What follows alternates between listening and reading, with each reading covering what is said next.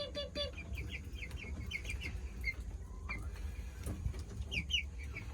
Come see your new home.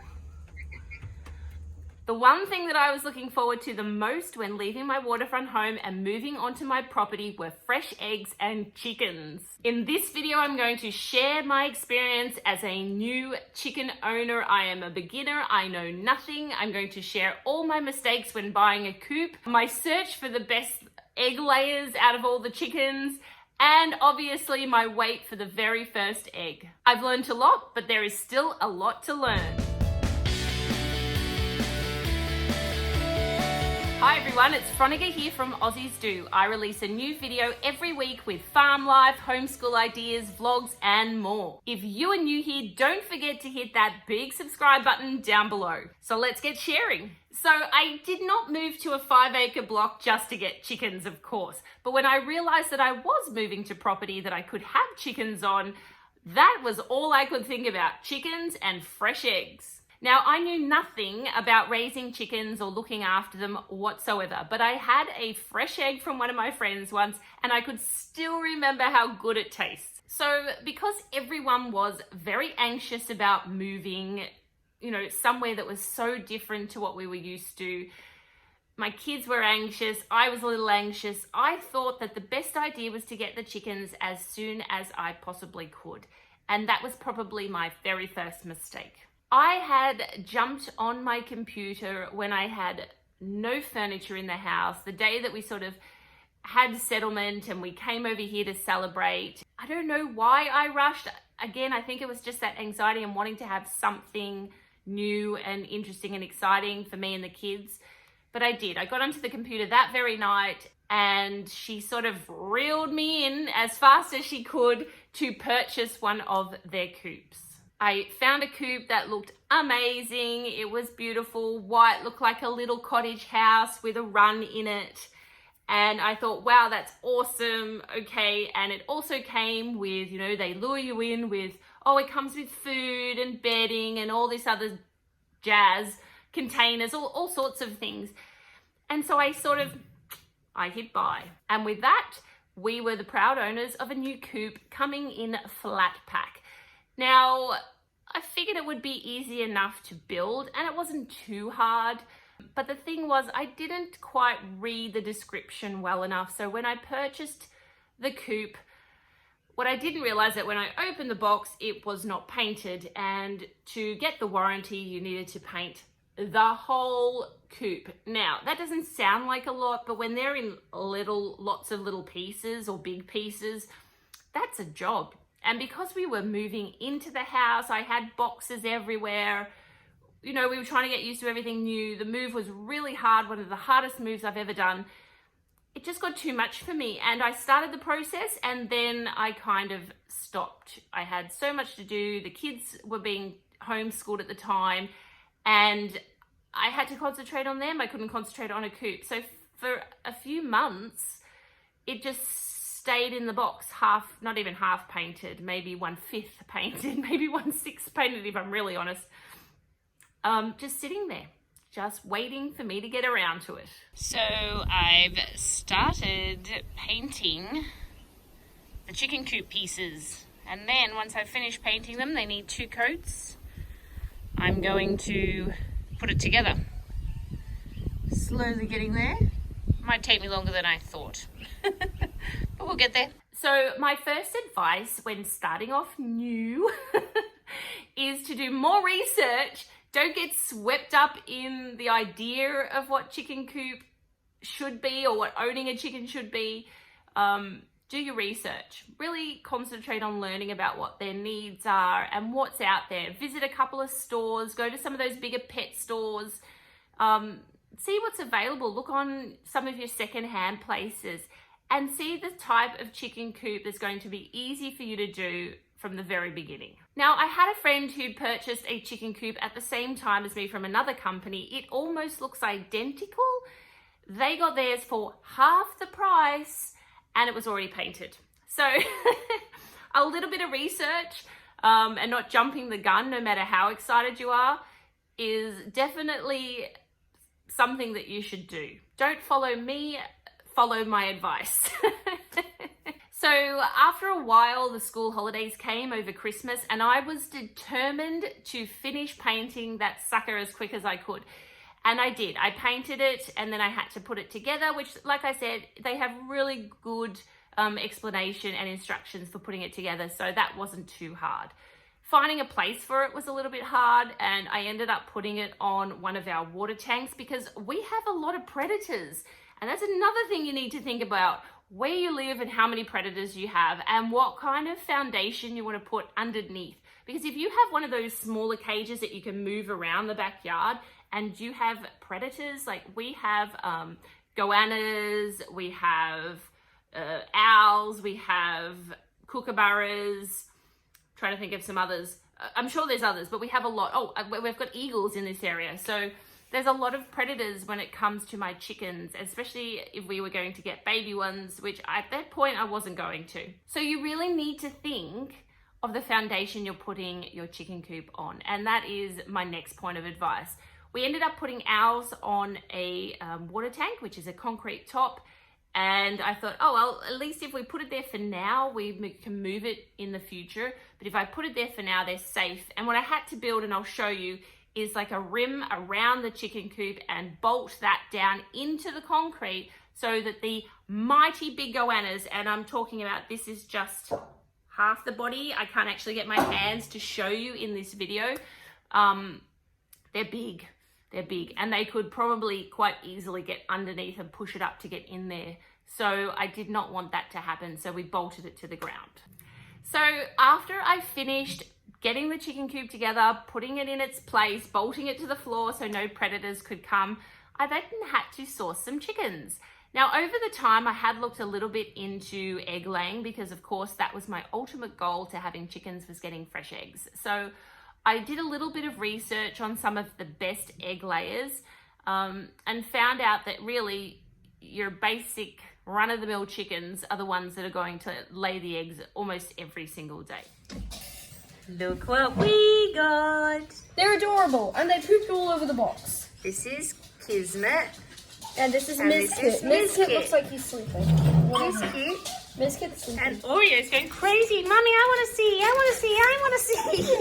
see. But my daughter wanted something a little bit more lavish, and she wanted to get silkies. So they're the ones with the big puffy sort of hair everywhere, or feathers, where you can't see their eyes, and puffy bodies, and like fluffy legs sort of thing. Very cute. So we went out to try and find some chooks. We found them from a local breeder who had a couple that she sort of predicted would be girls, but wasn't 100% sure. And what I've discovered is a lot of breeders, if you get them a bit earlier, they will take them back if they're boys and give you some new ones that are girls. So, but she said she was 99% sure that they were girls, and we would sort of work it out in the next month whether they were or not. So we went to a local breeder that we found on a Facebook page, and we picked out 2 silkies. Now, when you're buying chooks, what I've discovered is you should buy them in pairs or more, because they have like a little family, a little pack sort of mentality, and they don't like being alone. And that is definitely true from what I've seen. So we got 2 silkies. These are our new babies, Kismet and Miskit. You guys stole my pole chicken. So Hunter's already trying to learn how to hold a baby chickie. This is what she said, like have one on. Just gentle. Oh, very rough. No, it's not. Oh, that's it, that's it. Look at the size of their feet. They have big feet. Oh, they're so fluffy. Mom, pet it. So these guys are, how old did she say they were? 12 weeks. 12 weeks old. They've got a couple more months before they lay eggs, hopefully. So we're not 100% sure they're girls yet, but we'll change them over. Hug them. If they are boys, but she thinks guys, 95% sure they're girls. girls. And they were really cute. And within 3 days, they'd learned how to go in at night time and come out during the morning. Like, it was really quick. They make a very big mess all the time. They're always knocking over their food. But they were really cute and very friendly. And we were told that if we introduce another breed, that they can sometimes be very mothering, and they're a lot nicer, because sometimes when you put in, different breeds or at different times, there is something to the pecking order to the pecking order saying that everyone says they do. They try and find their pecking order, and there's usually one that sort of leads the pack. So I've heard that silkies are a little bit nicer, and that has proved to be true. They've been very nice to the new ones. So because we found out that sometimes chooks can be nasty to other chooks, and especially if we got bigger sort of normal everyday layers, they could have been nasty to the silkies. So because we got the silkies first, we then decided that we would get normal chooks, but we'd get them babies so that they wouldn't beat up on the silkies. So that's what we did. So we went out and got 4 more chooks, which I'll show you. So today we're going to go and get our egg layers. We're still getting little babies, but we know these ones, they're called hybrid bred or something, so they know they're female, and they're not purebred, so they're just your sort of average Joe chickies. But we're going to go and have a look and hopefully pick some up. You know what we've forgotten? The box. Oh my. Anna's going to go and get the box. So we're going to go and get some of those from Uncle Tom's in Nerang. That's in Queensland, if anyone's wondering. That name, I don't know why, but that sounds like the definition of a shady place. Uncle Tom's. Uncle Tom's. I don't know why, but something about that just doesn't. A black one that we've named Penguin, thanks to Instagram. They helped us name Penguin. And we've got a white one called Foghorn Leghorn, and we have 2 sort of browny white ones. One is called Pipsqueak and the other one is called Honey Badger. So the 4 of those, and the silkies are called Kismet and Mizkit. So they've all got names, they're all part of the family now, all part of our farm life. And my daughter is very quickly getting very attached to them. Hey guys, we have got home from our massive chicken haul. That's the only thing I can call it. Drinking. With some goodies. Drinking. Hunter, what have you got? This is a drinker. It puts the water into these little cups. And these bobbers, they rise up so that the chickens can see that's full and stuff. And get water. Adorable. So that's the water.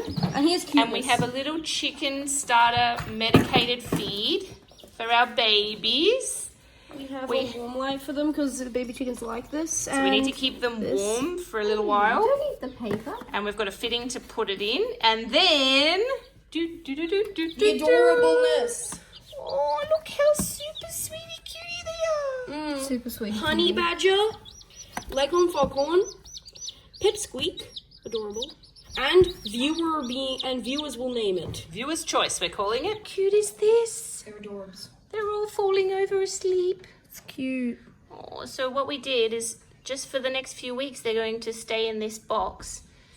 Like we showed you, we've got a heating lamp and we've worked out a little contraption to hold it so that they stay warm. And they all went to sleep as soon as they went under. Also, you can't super feel cute. this, but this is really warm. That light's really... I can We've feel put the some heat from food, here. so we've got some baby food and some water for them, and they all had a little feed, and then they went under the lamp and fell asleep. It's literally like a pre-built baby tank. We can use this every time we get baby chickens. That is the cutest thing I've ever seen. I know, right? I want more. We need more. So another thing you should know is that when you buy little baby ones, they can't go out in the coop straight away. So we actually had to get them a box to put them in inside the house and had a light, a heating light on them because they need to stay at around 30 degrees all the time.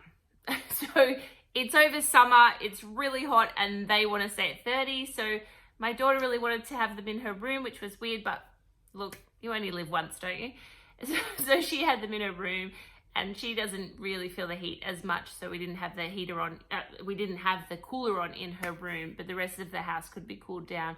And basically we kept them in there for 6 weeks, 4 to 6 weeks. They say they want them to have all of their adult feathers, get rid of all that fine fluffy stuff.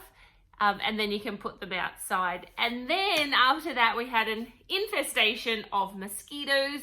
So even once we put them out, we had to bring them in at nighttime just so the mosquitoes wouldn't feast on them. Because another thing I found out about chooks is they go into like a comatose state when they're asleep. And that's the time when the mosquitoes will come and bite them, the poor little things. And because of the massive storms we've had here in Queensland, there were a lot of mosquitoes. Now, I'm talking about Alfred Hitchcock kind of style, the birds, yeah? Lots of mosquitoes that you could not even leave the house unless you sprayed yourself. And I mean drenched yourself. So we've been bringing them in at night. but I've since have the place sprayed, so I'm hoping that they can stay out tonight and they don't have to smell up my house, because chooks can get very smelly. Oh, hello. Good morning. They're fluffier than ever. Hey, good morning. I'm gonna go in there and hug Hey, them. Kismet and Miss Kit. Now, because we've had them inside and we've been, you know, touching them and playing with them a lot, they're really friendly, and they, you know, especially the silkies, they're beautiful. They will lay in your hand and they'll snuggle into you. They're the most adorable little things. Really nice for a pet, even if you had a couple for your kids as an alternative to a dog or a cat, if you didn't like them or you were allergic to them. They make really beautiful little pets. So I'm just going to share some footage with you of our time with our chickens. Beep, beep, beep, beep, beep, beep, beep. Beep, beep, beep, beep, beep.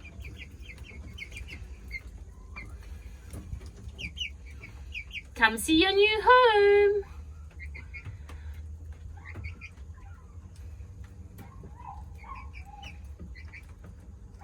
So they're all sitting in together. You probably can't see them very well through the wire, but all the babies are sitting in together. The silkies and the other 4 are all in their little hut. Now they do live in obviously a big chook shed. This sheet here was to try and stop the mozzies getting them. But now I've had the place sprayed, there's not as many mozzies, thankfully. And instead of enjoying their run, they're all snuggy butts in here. So that's cute. Hey puppies, beep beep beep, beep beep beep. Oh, that's something I wanted to tell you as well. Silkies tend to lay eggs once every 3 days, but the other ones lay them every day. So, but the difference is, and I thought, oh, so we got to have the normal ones as opposed to, you know, purebred ones. But the thing is that silkies will lay eggs over a longer time, and the other ones, after their laying time is finished, they don't lay anymore. So you get a lot more in one respect over a short time, and then you get less over a longer time. So I think it works out in the end the same. I'll wait and find out and I'll let you know. So I'm going to go and check if I have a little eggy today, and we'll see. Fingers crossed, everybody. Let's see. Do. Drum roll, please. Nothing yet. Nothing yet, guys, but we're still hopeful. What you doing, beep beeps? Hey, beep beep. Beep beep beep beep. It's okay, we've still got time. So this is our adventure. We are still waiting for an egg, but we will get there any moment now. We're bound to see our first fresh egg, and I can't wait to tell you about it, and I'll give you an update when it happens. That's the episode on my chook shed. I hope you've enjoyed it. I can't wait to give you follow-up episodes on the chickens, see how they grow and what their eggs look like, and everything else that I'm learning along the way to help you guys. I will have a new episode next week, but until then, see you later, guys.